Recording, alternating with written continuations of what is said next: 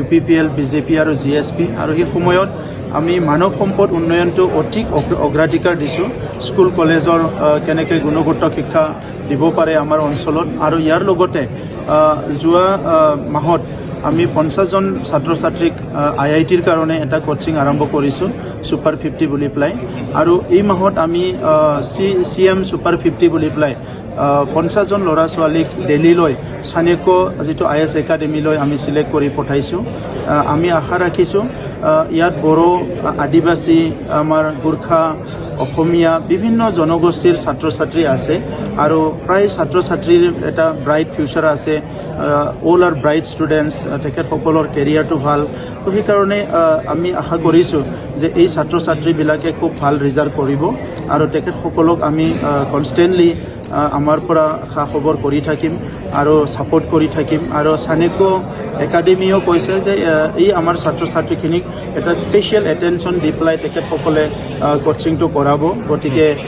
যিখিনি 50 গৰাকী ছাত্ৰ ছাত্ৰীলৈ মই শুভেচ্ছা জনাইছোঁ তেখেতসকলৰ অভিভাৱকসকললৈ মই অভিনন্দন জনাইছোঁ আৰু আশা ৰাখিছোঁ যে এই 50 গৰাকী ছাত্ৰ ছাত্ৰীৰ ভিতৰত আমাৰ দেশ সেৱা কৰিব পৰা ভাল ভাল বিষয়া তেখেতসকলে সৃষ্টি হ'ব আৰু UPSCটো ভালদৰে তেখেতসকলে সফলভাৱে তেখেতসকলে এক্সামটো পাছ কৰিব পাৰিব नोंथाङा सरकारि साख्रि नागिरदोंना नोंथांनि थाखाय मोनसे गोजोनथाव खौरां नोंथांनि थाखाय दं एडुकेट पॉइंट जेराव नोंथाङा सोलोंथाइ लानायनि गेजेरजों सरकारि साख्रिनि गुबुन गुबुन रोखोमनि गोब्राब आनजादफोरखौ उथ्रिसारनो हागोन आरो गावनि आथिङाव गसंथानो हागोन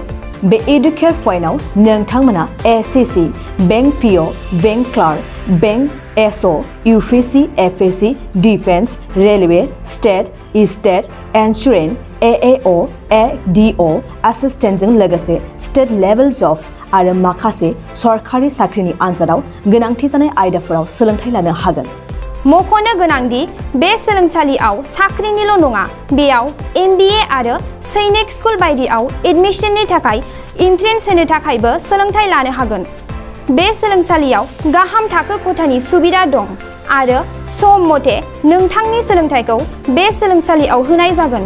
बेखौबो मिथिनांगोन दि बे एडुकेट पॉइन्टआव सोलोंथाइ लानानै बावैसो 2021-22 इं मायथाइनि SSC GDनि आनजादाव गासै 11 सा सोलोंसाफोरा उथ्रिसारनो हादों बारा नङा गासै 15,000 रांजोंनो नोंथाङा बे सोलोंसालियाव 6 दानसिम सोलोंथाइखौ लानो हागोन बे सोलोंसालिया क'क्राझार बरपेटा रड गलपारा आरो बङाइगावआवबो दं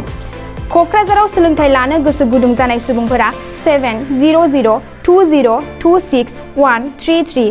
9101536360 70020261133 9101536360